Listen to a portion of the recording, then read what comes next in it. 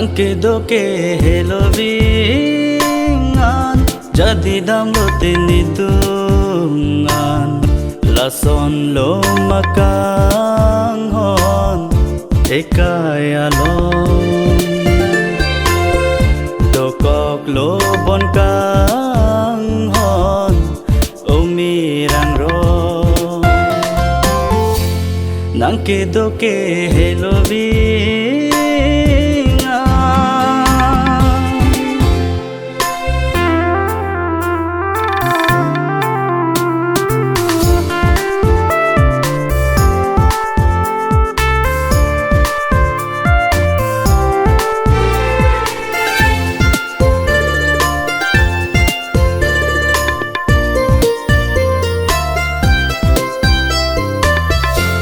nang panjadi lote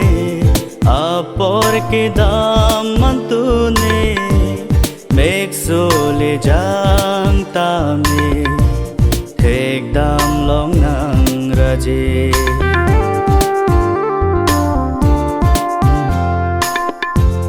nang panjadi lote apor ke damantune meksole jang tame thek dam long nang raje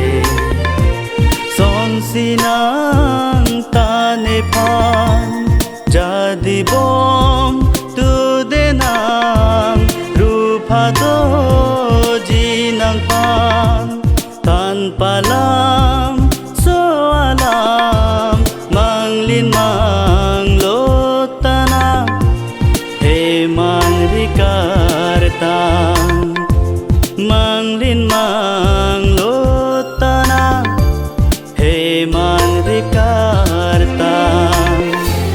nangke doke helovingan jadi damlote nidungan lason lo makanghon ekayalon dokok lo bon kanghon umir angron nangke doke helovingan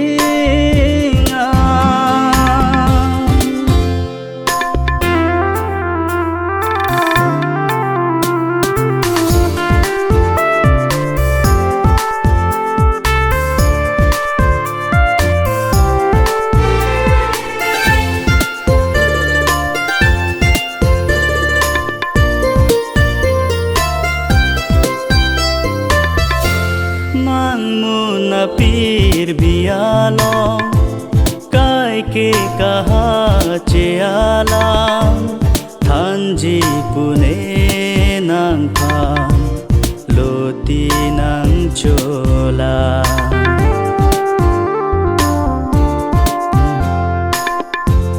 mangmuna pir bialong kai ke kaha chealang thanji pune nang phan loti nang cholang kang ho nang tane phan thanji doa sona morani me leche tong thuna kang ho nang tane phan thanji doa sonang morani mele chetong tunang nangke doke helovingan jadi damlote nidungan lason lo makanghon ekayalon dokok lo bon kanghon umir angron nangke doke helovin